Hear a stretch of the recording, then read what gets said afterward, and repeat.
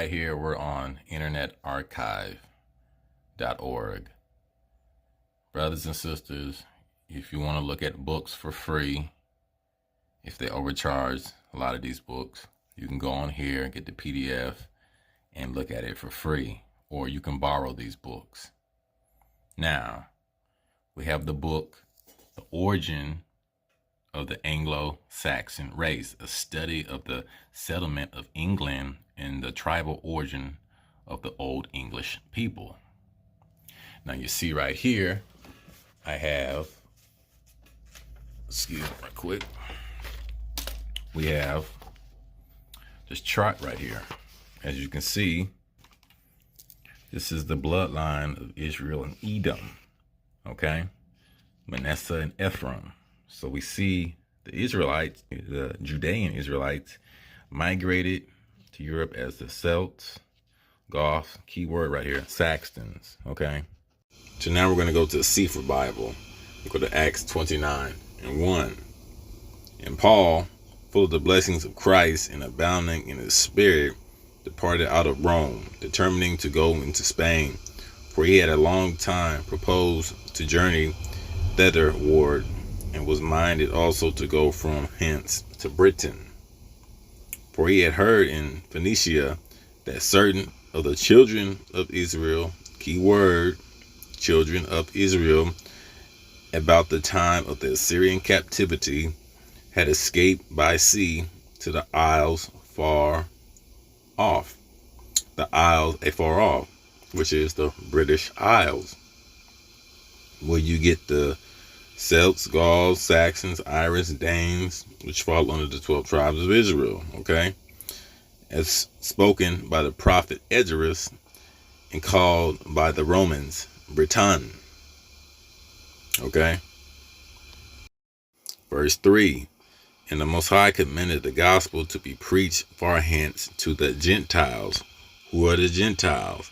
The Gentile Israelite foreigners, the lost house sheep of Israel. So that's what the Bible is about, the children of Israel from beginning to end.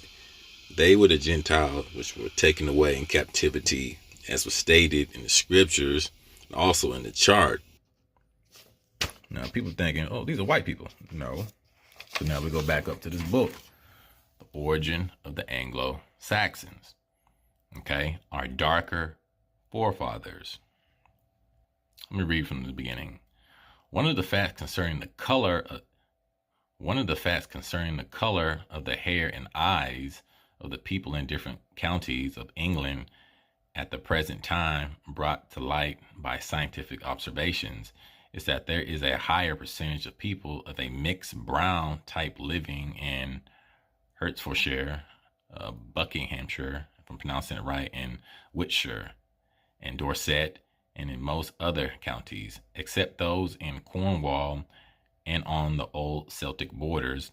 The inhabitants of these counties are the darkest. This is usually explained on the supposition that in the process of the Saxon settlement, a British population was allowed to remain in these parts of England, which in the course of centuries became mixed with the inhabitants of Anglo-Saxon descent, and consequently the present population is more marked than those of pure descent by brown, hazel, or black eyes, with brown, chestnut, dark brown, or black hair. So this is describing the eyes and the hair. The counties of Hertford and Buckingham have people as dark as Wales.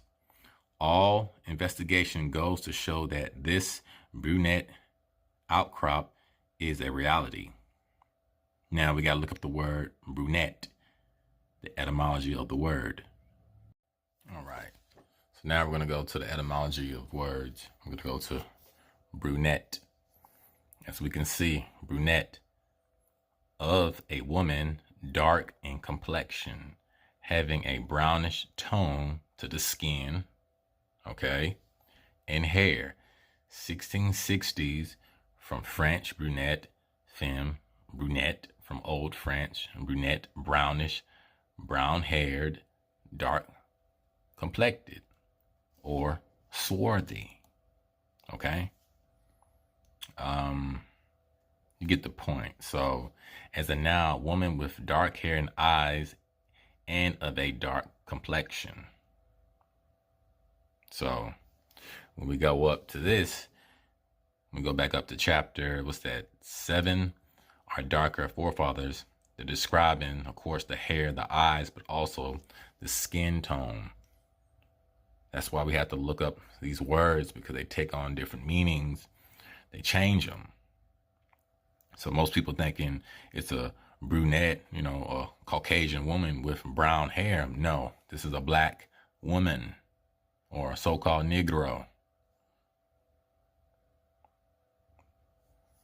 And the original Saxons were a black race, Negro. But also, right here, you see that? The Saxons, the Irish, the Scots, the Danes, the 12 tribes of Israel under the new covenant. The New Testament is just going over the prophecies and the covenant of the Old Testament. It's about Israel, point blank, period. And most of these Negroes with Welsh and European names, they fall in this bloodline of people. You know what I'm saying? That's why they won't teach this stuff. You got brothers out there that are teaching the truth or whatnot, but man, this is our history. I remember that movie with Denzel, Malcolm X, talking about Douglas, and these are white people's names. No, these are our names. We are these people. But, that's for another video, for another day. So I have this book right here, Hebrewisms of West Africa, by Joseph J. Williams. Okay. We'll start at this right here. Page 124, The Lost Tribes of Israel. Mama, how do we know Jesus wasn't black? He could have been from the lost tribe of Israel. They were supposed to be black. I bet they were. If ever people were lost, we're it. We're it. Anglo-Saxons. Towards the middle of the last century, our Israelitish origin by John Wilson revived the old controversy in an effort to derive the Anglo-Saxon race from the oppressed by Israel, Egypt, and Assyria. They finally left Canaan and settled in Ireland. Dr. Wald would have it that at this time of the Babylonian captivity, after the prophet Jeremiah was carried into Egypt by the remnant of the people, he escaped thence to northern Ireland, taking with him the Ark of the Covenant, Jacob's pillow, the stone of Israel, as well as the daughter of Setius, if I'm pronouncing it right, through whom the royal line was to continue. Irish histories, he tells us, some 20 of which we find agree, say that about 585 BC, a divine man landed in Ulster, having with him the king's daughter, stone of destiny, and the ark, and many other wonderful things. The people of Ulster of Dan understood the old adventurer.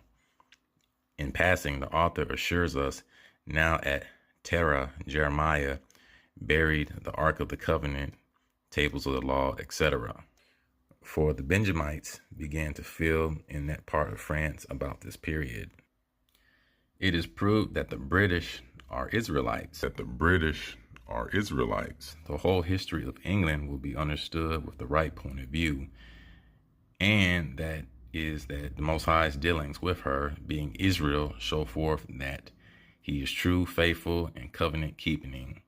This is the true secret of England's greatness, and not any inherited goodness that rests in her or in her people. So when you look up the heraldry from the Anglo-Saxon, the English, it is a form of coats of arms and other heraldic bearing and insignia used in England. It lies within the so-called Gallo-British tradition. Coats of arms in England are regulated and granted to individuals by the English kings of arms of the College of Arms. As we can see, we see the lion And we know that the lion represents the tribe of Judah because King James and a lot of the other kings during those time periods could trace the lineage. They knew who they were. They knew they were of the tribe of Israel. Okay. Point blank, period. So right here we have this paragraph from realhistory.ww.com. The Black English language. English is usually assumed to have developed in England from the language of the Angles and Saxons about 1500 years ago. But Dr. Foster argues that the Angles and the Saxons were both really Viking peoples who began raiding Britain ahead of the accepted historical schedule. They did not bring their language to England because English, in his view, was already spoken there, probably introduced before the arrival of the Romans by the tribes such as the Belgae, whom Julius Caesar described as being present on both sides of the Channel. The Belgae may have introduced some socially transforming technique, such as ironworking, which would lead to their language supplanting that of the indigenous inhabitants. Keyword indigenous means black, so-called Negro-melanated. Okay. But Dr. Foster said he had not yet identified any specific innovations from the archaeological record. Consider the stupidity of albino hubris. Millions of blacks, so-called blacks, inhabited the British Isles, but as soon as a few albinos showed up, they forgot their own language and take up the invaders' language. Interesting. Now we have the book Ancient and Modern Britons, Volume 1. I had to come to this book because David McRitchie, I think in his notes, it says, it is evident that the opinions just incunated, if I'm pronouncing that right, regarding the early Scots or Scots proper are quite inconsistent with the belief that the early Scots and the Gaels were one and the same people. Politically, they may at one period or another have become one, or racially, they may have become blended into a mixed race that believed itself to be Gaelic. Okay. Now, I don't believe his opinion on that, but let's continue. This indeed is what has apparently happened. Okay. But originally, they must have been wholly distant. Because if the Gaels were a Celtic people, they belonged to a race that was almost beyond question, fair skin, blue eye, and yellowed hair. Okay, and we know that's false. Okay. Let's see, let's go down to here. Therefore, if North Britain contained nothing but Picts and Scots at the time of the Roman invasion, it is pretty certain that it contained no white man at that date. Okay, so ancient just means aboriginal, indigenous, or so-called black. Okay, so now we go to the book, The Symbolisms of Heraldry, or a treatise on the meanings and derivations of armor bearings by William Cecil Wade. And my last name is Wade, by the way. The symbolic side of heraldry, right here. We read of the lion boar as an ensign of the tribe of Judah. Okay. Now when we go back to the chart, we see that Zerah and Perez, which was the Judah was a royal, bloodline, or the royal title. The house of David, Solomon, Nathan, so forth. But all the tribes intermixed with each other. They're the same people, right? So you see why the earlier ancient British, I don't want to say ancient, but you see why the heraldry was always with a lion or an eagle, because they knew who they were. They could trace their lineage. And you will see the red line or the gold and so forth. But these are our people. So your last name like I've said a million times, is not a slave name. That is a narrative through the propaganda of television, media, and the public education fool system or public fool system, which teach you narratives like everyone was a slave. Okay. You can trace your last name or surname with books. You can do the DNA if you want to as well. You got to be iffy on that, but still, there's just so much tied into your surname. So now we're back at the book, Ancient and Modern Britons, Volume 1. Check this out. The value of surnames, okay? I'm going to read some of the highlighted points. Let's start out right here. They say that in the southern states, a man is counted a nigger if he have ever so slight an infusion of Negro blood in his veins. Nothing but the most paltry prejudice could so define him. When a man is 9/10 white or 9/10 black, he is white or black before anything else. But if the Negro ancestors of such a 9/10 white man had lived amidst a white population whose ideas with regard to nomenclature were as primitive as those of our ancestors 1,000 years ago, his offspring would have eventually become known by some such as a black or Negro used as a surname. So it goes back to they have our names, and he's admitting this right here. Let's read that again. Let's see. What are we? Let's go back. Let's see. As those of our ancestors 1,000s of years ago, his offspring would have had eventually become known by some such name as black or Negro used as a surname. Precisely the same thing has actually happened here. We know as a historical fact that a Niger Val Dub has lived and reigned over certain black divisions of our island, the British Isles, and probably over white divisions also.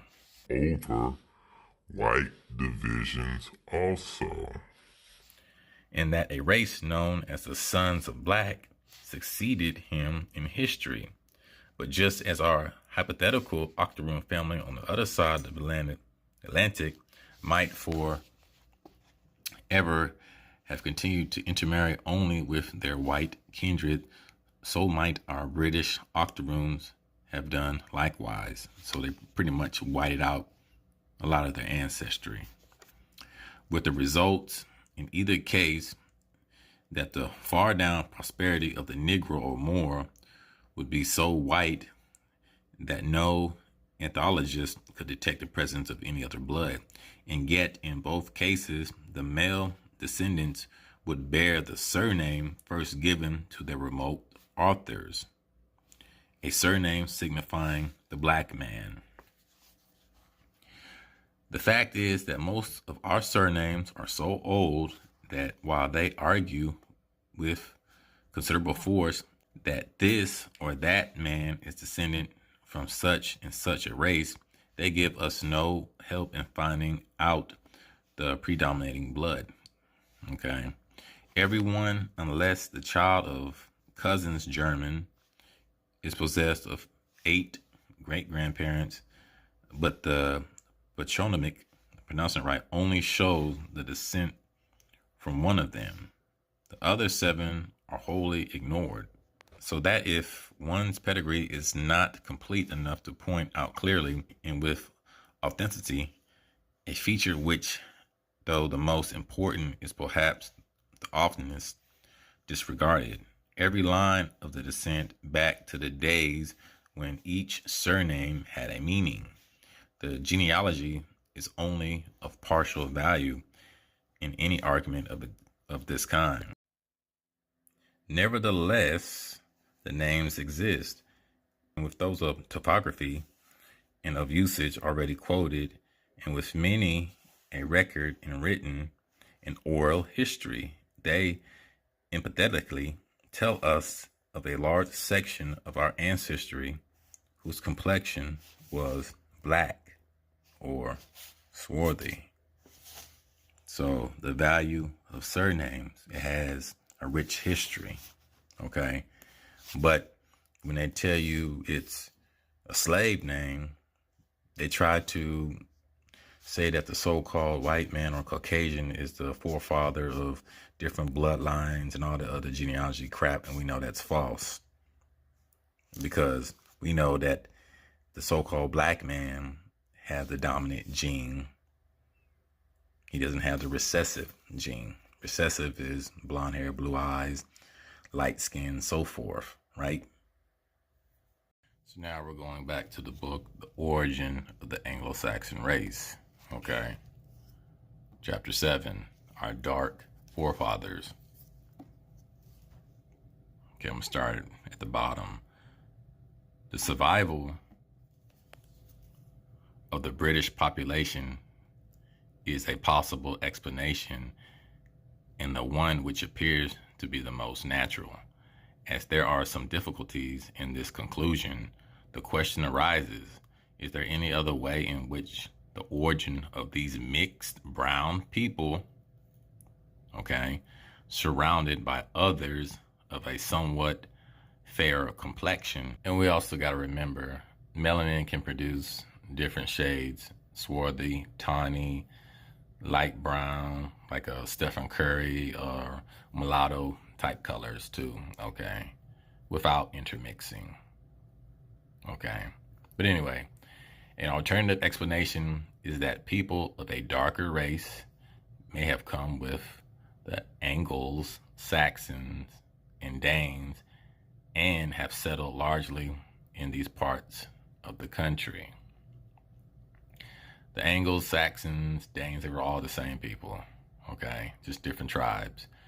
And there is circumstantial evidence that people of a brown or dark complexion did come into England during the time of both the Saxon and the Danish settlements. And this may now be summarized, okay?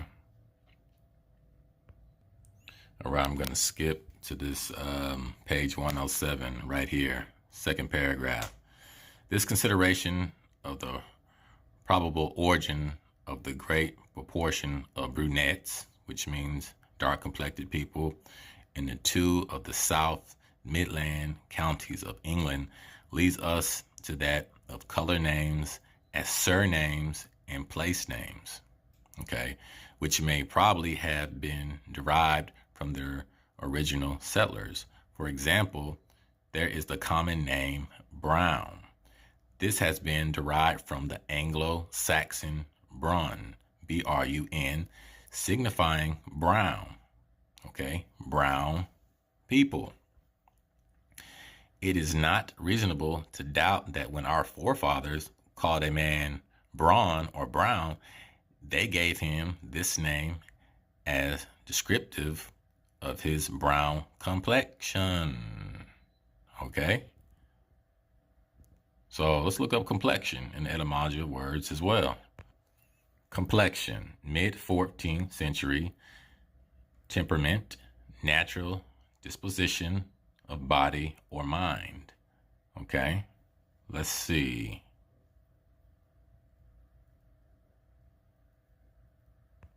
Let's go to the second paragraph. The Middle English sense is from the old medicine notion of bodily constitution or general nature resulting from bending of the four primary qualities: hot, cold, dry, moist, or humors, blood, phylum, color, black color. The specific meaning, color or hue of the skin of the face, developed by mid-15th century. In medieval physiology, the color of the face was believed to indicate a temperament or health. So, brown people. The word rarely is used in the sense of state of being complex. So when they talk about complexion, it means the color or hue of the skin of the face. So brunette, right? So we're going to read that again. For example, there is a common name brown. This has been derived from the Anglo-Saxon bron, signifying brown. It is not reasonable to doubt that when our forefathers called a man brawn or brown, they gave him this name as descriptive of his brown complexion, which means he was a brown-faced man, right? His face was brown. He had hue, so-called black.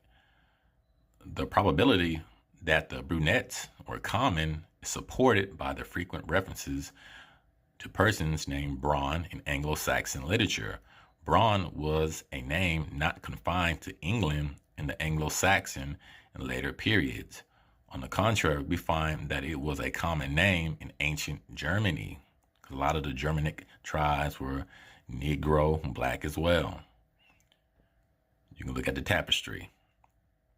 The typical place name Brunner Field occurs in a charter of, I can't pronounce that word, dated AD 938.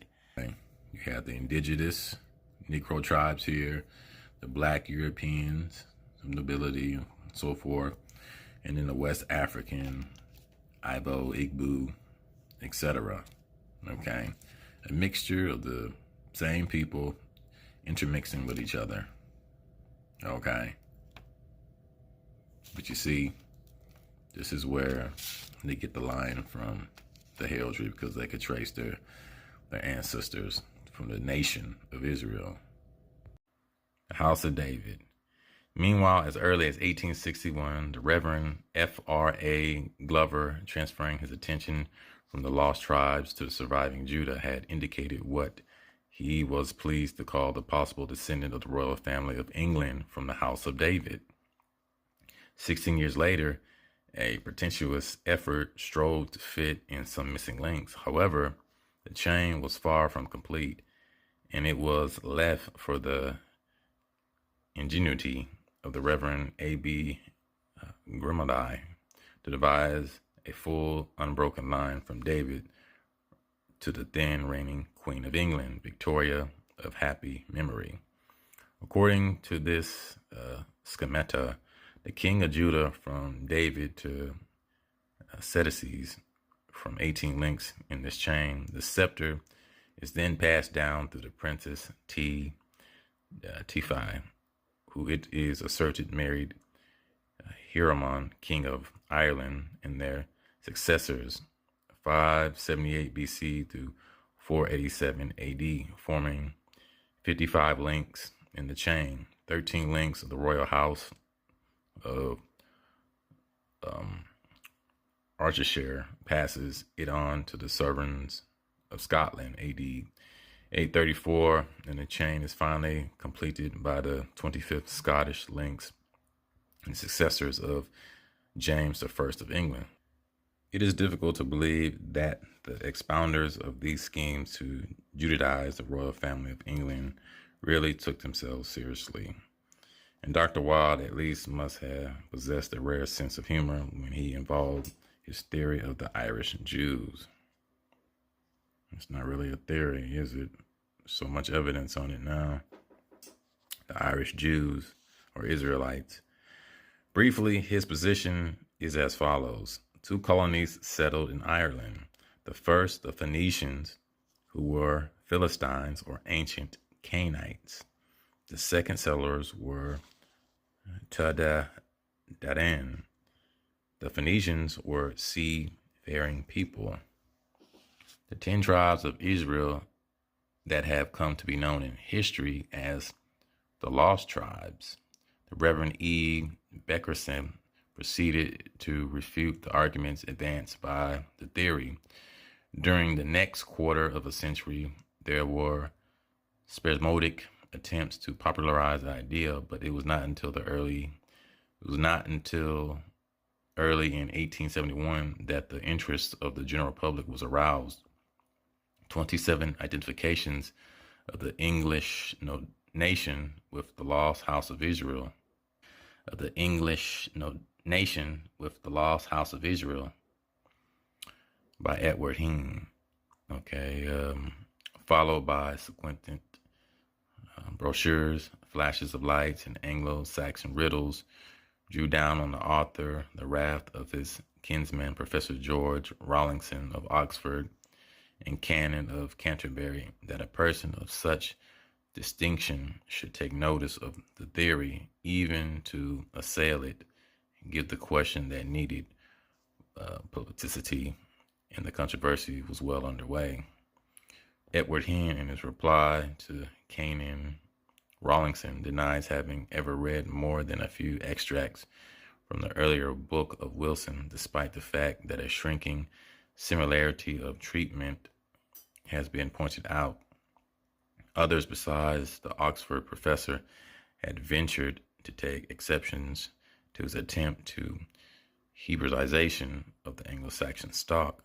Mr. Hine acknowledges the intentions of some few of them, but brushes them all aside with a single bold stroke of the pen. Not one objection has foothold as yet, and I believe never can have. The identity of our nation with Israel is purely God's work, and no man has power to destroy it.